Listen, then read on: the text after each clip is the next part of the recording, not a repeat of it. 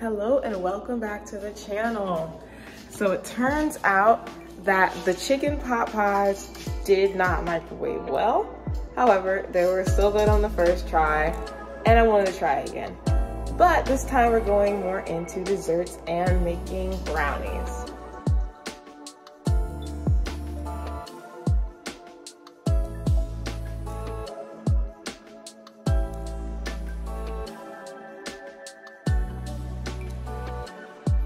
Today I'll be using this stand mixer. I don't generally get a lot of use out of it, but I did get it for Christmas and I'm glad to be putting it to work. First thing to do is to melt the butter.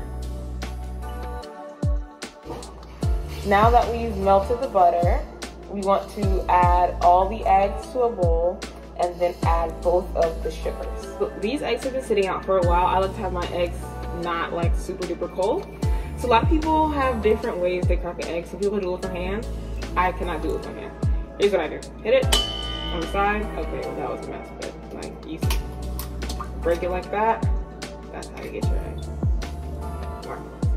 Okay.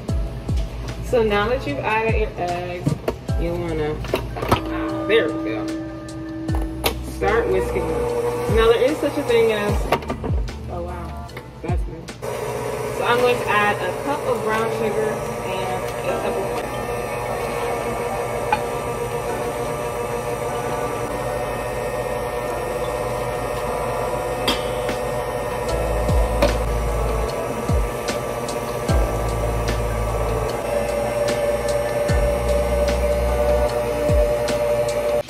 While I'm waiting on the eggs, I'm going to set the oven to 300 degrees and get my pan ready.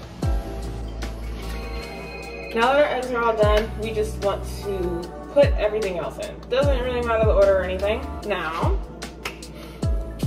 following a recipe. A wise cook once said that a recipe has no soul, and it is up to the cook to add soul to the recipe.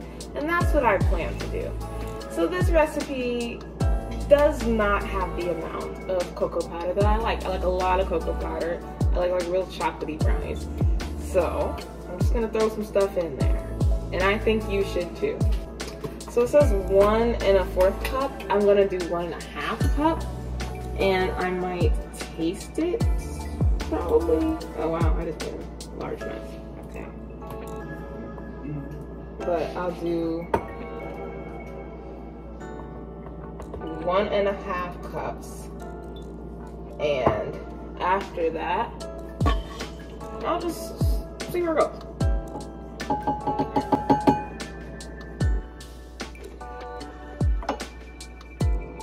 I have the same philosophy with chocolate as I do with vanilla. I'm one of those people who I don't really like things that are too sugary, but I can't stand when something's not flavorful enough. So like vanilla is a very potent flavor.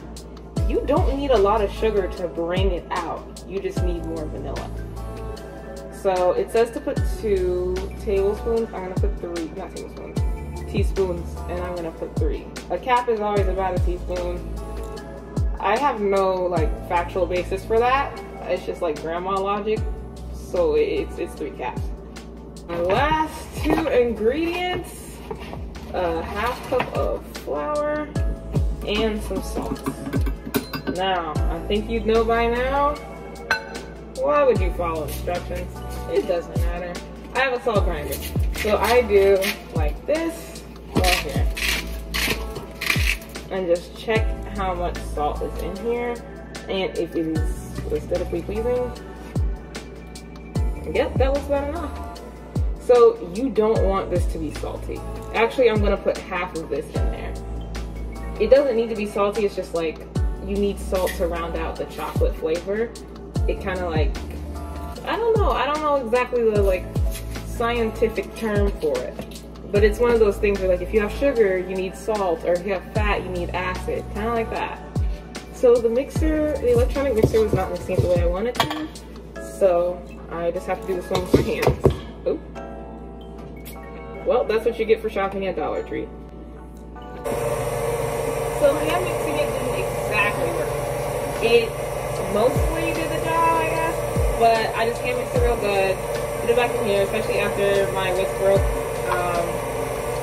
Yeah, put it back in here. I'm putting it on a higher speed to get it real smooth so I can put it back in the oven. And will I be getting my next whisk from Dollar Tree? You know what? At some point, I'll have a job and I'll get a whisk from like Walmart or something. But right now, it's done. See, I'm going to coat this pan in butter. I don't have rectangular ones. They're going to be like round brownies. And I'm going to put this in the oven at 300 degrees, which I've already preheated. It's been 45 minutes and now I'm taking the brownies out of the oven.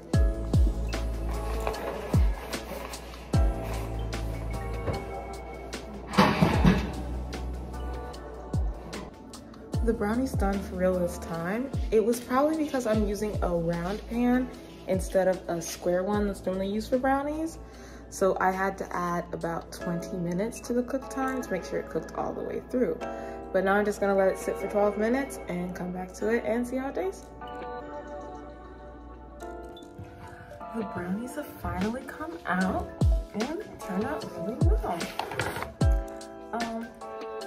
This isn't my best work. If you can see the way it is, it's kind of like almost spongy. It's almost like a cake. I think it's a little cakey for me, but it's fine for my brownies to be a little more dense. I don't actually know how to correct that, but I can have to look it up and say for the future. But overall, this is really good. I would like these again. I'll probably share these with some friends. But overall, great recipe and good brownies. So, see you on the next one.